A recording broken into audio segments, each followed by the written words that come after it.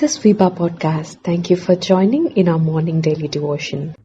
Today, we will look at Mary's song taken from Luke chapter 1, verses 46 to 55. And Mary said, "My soul glorifies the Lord, and my spirit rejoices in God my Saviour, for he has been mindful of the humble state of his servant. From now on, all generations will call me blessed. For the Mighty One has done great things for me. Holy is his name. His mercy extends to those who fear him from generation to generation. He has performed mighty deeds with his arm. He has scattered those who are proud in their inmost thoughts. He has brought down rulers from their thrones, but has lifted up the humble.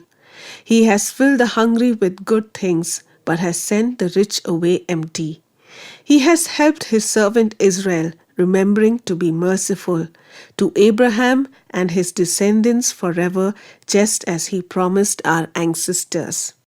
God sent Angel Gabriel to the Virgin Mary to give her the news that she will be with child and give birth to a son. He will be great and will be called the Son of the Most High. Mary's first words to the angel were, "How can this be? I am a virgin." Gabriel's answer to Mary's question is in Luke chapter 1, verse 35 to 37.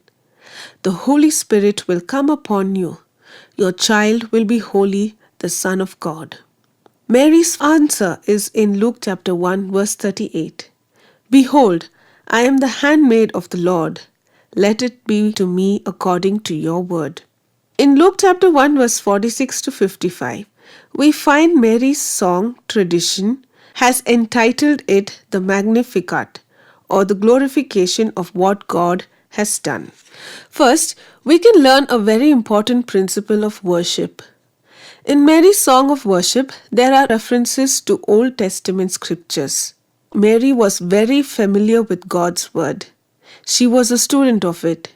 Mary did not sing in order to experience worship. Her song was an overflow of a life of worship, a day-to-day intimate communion with the Lord. Worship comes out of a life that is rightly related to the Lord. Study God's word. Spend time talking to him, listening to him speak to the needs of your life. We can learn from Mary a very important principle of worship. Mary repeatedly refers to the principle of humility. In Luke chapter 1, verse 50, she says that God's mercy is given to those who humbly fear him. In subsequent verses, she sings that God scatters the proud, brings down rulers, but has lifted up the humble. And Mary's experience teaches us that the most important quality we can have as Christians is humility. God's selection of the place and people of this story, Galilee, Nazareth, Joseph and Mary, Zechariah and Elizabeth. Mary's song reminds us that God exalts those who fear him, those who realize how much they need God in their lives, those who hunger for him. God uses people who realize their need of him. In the kingdom of God, humility is essential. To be useful in God's kingdom, we must humble ourselves and become God-centered instead of self-centered. Mary knew this. In Luke chapter 1, verse 49, Mary rejoices in the realization that God has been mindful of the humble state of his servant. Because she was humble, Mary knew that God had a right to interrupt her life. Because she was humble, she made herself available to God. God has a right to interrupt your life. He is Lord. And when we humble ourselves and make ourselves available to God, we learn, as Mary did, with God, nothing is impossible.